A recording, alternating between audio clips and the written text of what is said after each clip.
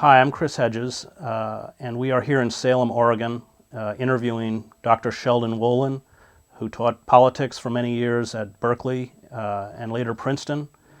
He is the author of several seminal works on political philosophy, including Politics and Vision and Democracy Incorporated, and we are going to be asking him today about the state of American democracy, political participation, and what he calls inverted totalitarianism. So let's begin with this concept of inverted totalitarianism, which has antecedents, and in your great work, Politics and Vision, you reach back all the way to the Greeks up through the present age to talk about the evolution of political philosophy. What do you mean by it? Well, I mean by it that in the inverted idea, it's the idea that democracy has been, in effect, turned upside down. It's supposed to be a government by the people and for the people and all the rest of the sort of rhetoric we're used to. But it's become now so patently an organized form of government dominated by groups which are only vaguely, if at all, responsible or even responsive to popular needs and popular demands.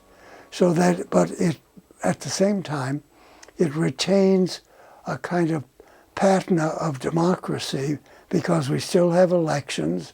They're still relatively free in any conventional sense. We have a relatively free media, but what's missing from it is a kind of crucial, continuous opposition which has a coherent position and is not just saying no, no, no, but has got an alternative and above all has got an ongoing critique of what's wrong and what needs to be remedied. You juxtapose inverted totalitarianism to classical totalitarianism, fascism, communism, and you say that there are very kind of distinct differences between these two types of totalitarianism. What are those differences? Well, certainly one is in classic totalitarianism, the fundamental principle is the leadership principle and the notion that the masses exist not as a citizenry, but as a means of support which can be rallied and mustered almost at will by the dominant powers. That's the classical. That's the classical one, and the contemporary one is one in which the rule by the people is enshrined as the sort of popular message about what we are, but which is in fact is not really true to the facts of political life in this day and age. Well, you talk about how in classical totalitarian regimes, politics trumps economics. But in inverted totalitarianism, it's the reverse.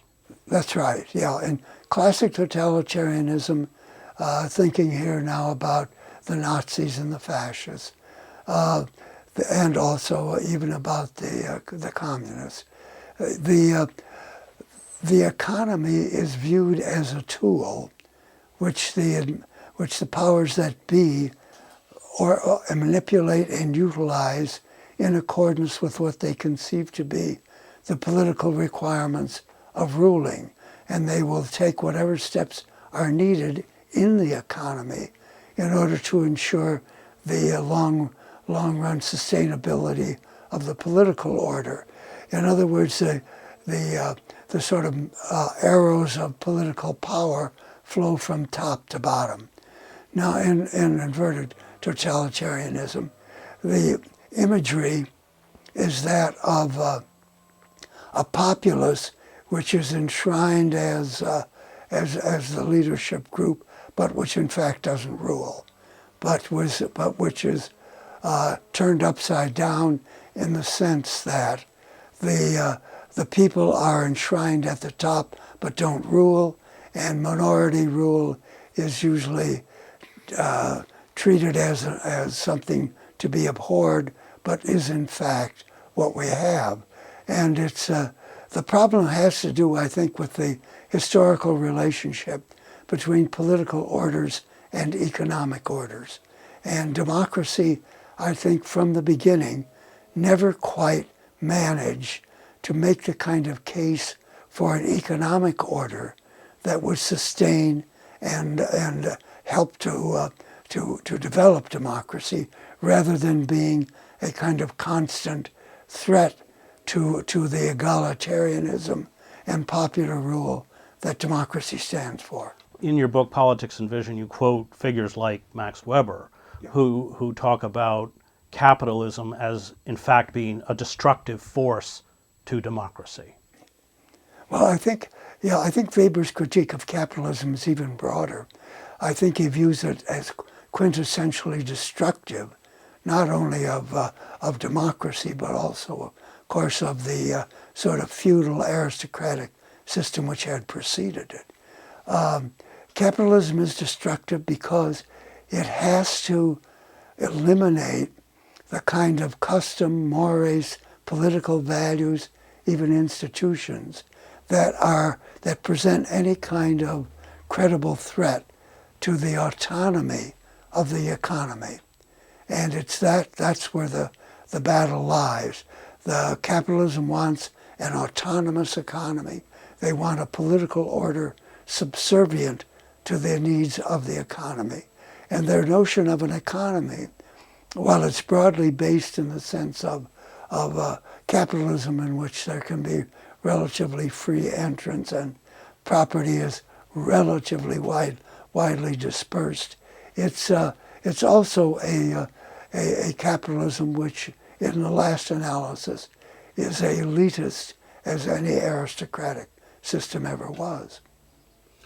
You talk in the book about how it was essentially the engine of the Cold War, juxtaposing a supposedly socialist Soviet Union, although like many writers, including Chomsky, I think you would argue that Leninism was not a socialist movement. I think Chomsky actually calls it a kind of counter-revolution. Adam Ulam talks about it as a kind of, well, Adam Ulam talks about it as a counter-revolution. Chomsky is a right-wing deviation. But nevertheless, that juxtaposition of the Cold War essentially freed corporate capitalism in the name of the struggle against communism to deform American democracy.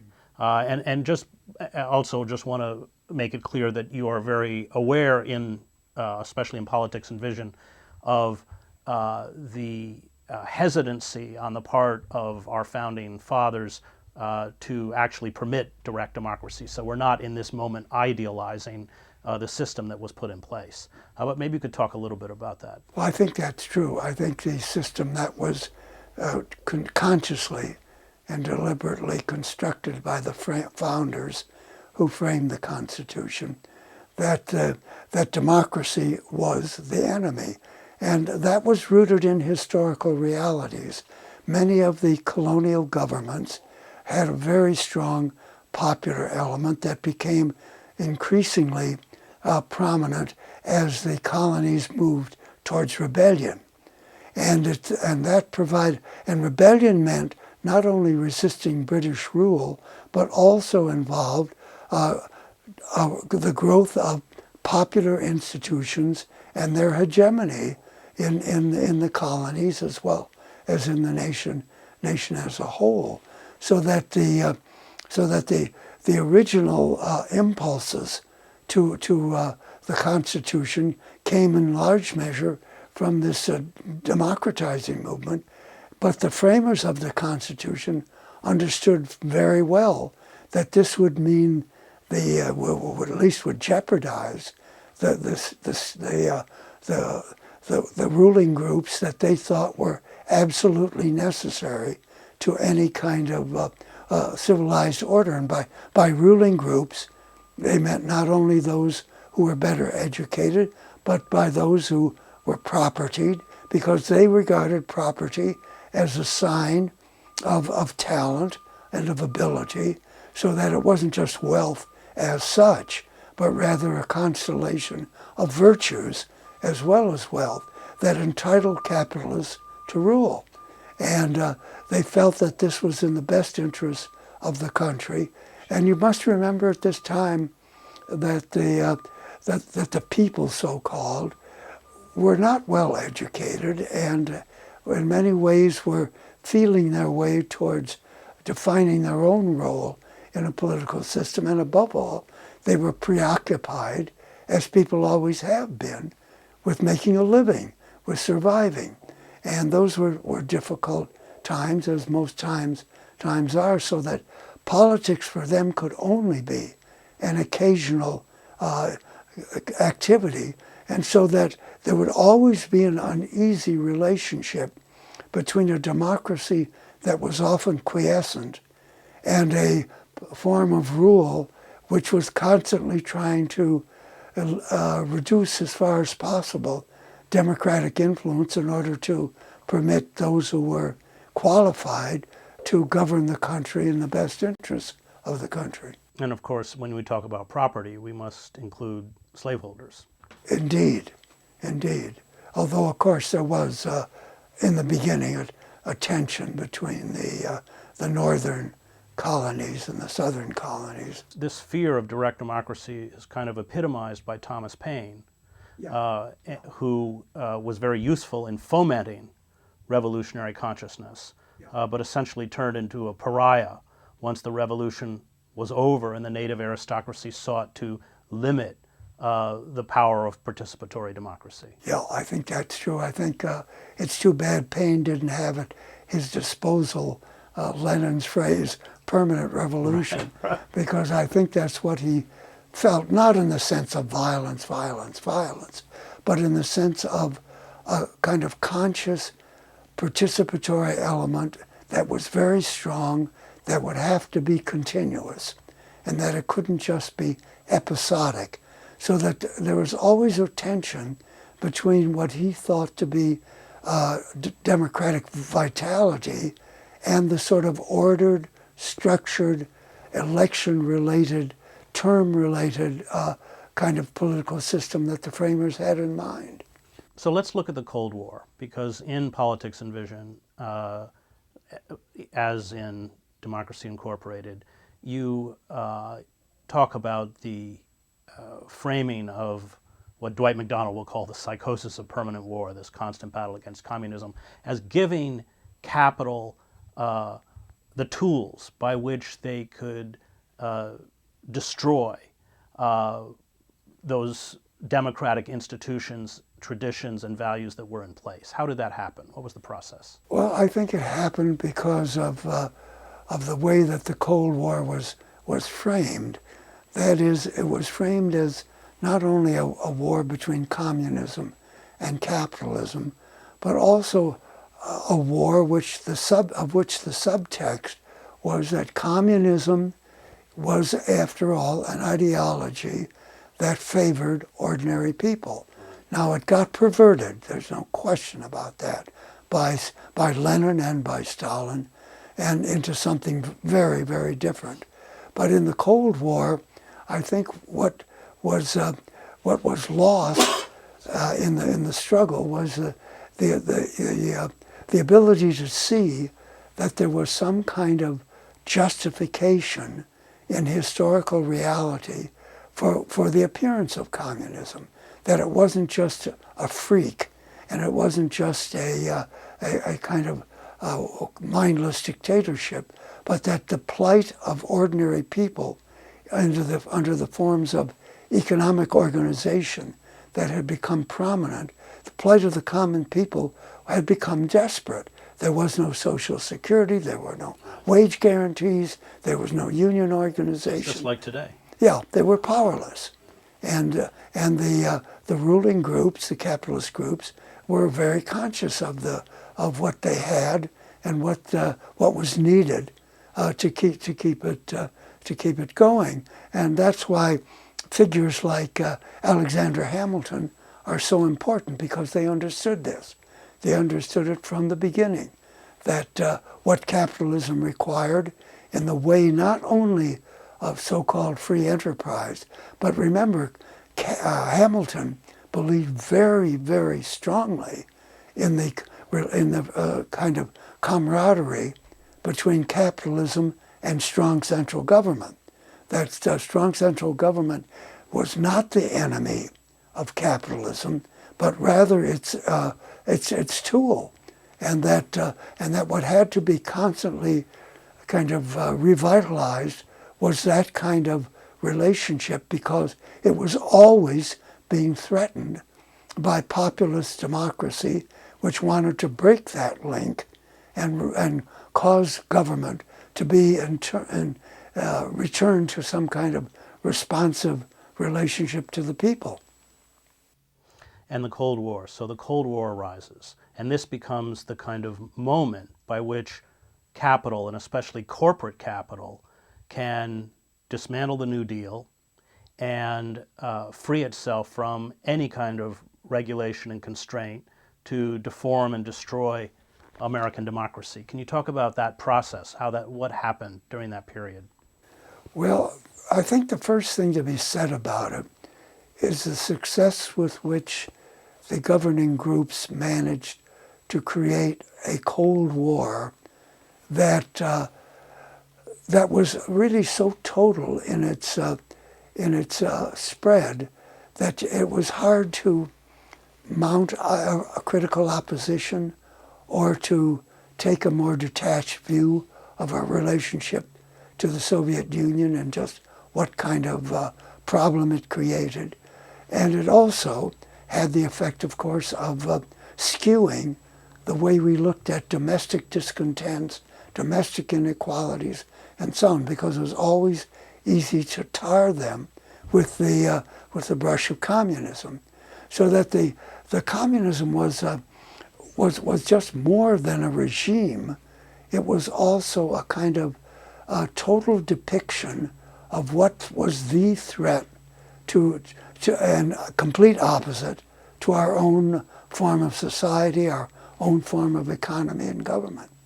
And in Politics and Vision, you talk about, because of that ideological clash, therefore, any restriction of capitalism, which was defined in opposition to communism as a kind of democratic good, if you want to use that word, was lifted in the name of the battle against communism, that it became capitalism that was juxtaposed to communism rather than democracy. And therefore, this empowered capital in a very pernicious way to dismantle democratic institutions in the name of the war on communism. Oh, I think there's no question about that. The notion that you first had to, so to speak, unleash the great potential capitalism had for improving everybody's economic lot, and the kind of constraints that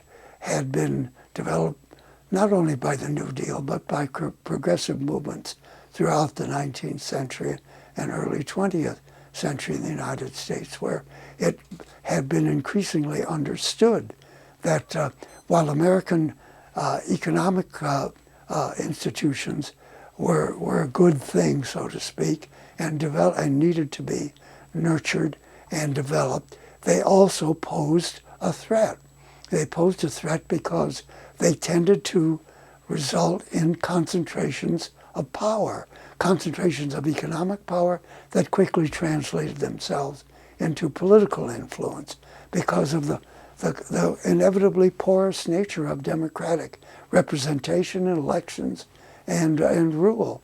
So that the difficulty's been there for a long time, been recognized for a long time, but we go through these periods of sleepwalking where we have to relearn lessons that have been known almost since the birth of the Republic, or at least since the birth of Jeffersonian democracy, that capitalism has its virtues, but it has to be carefully watched, observed, and often controlled.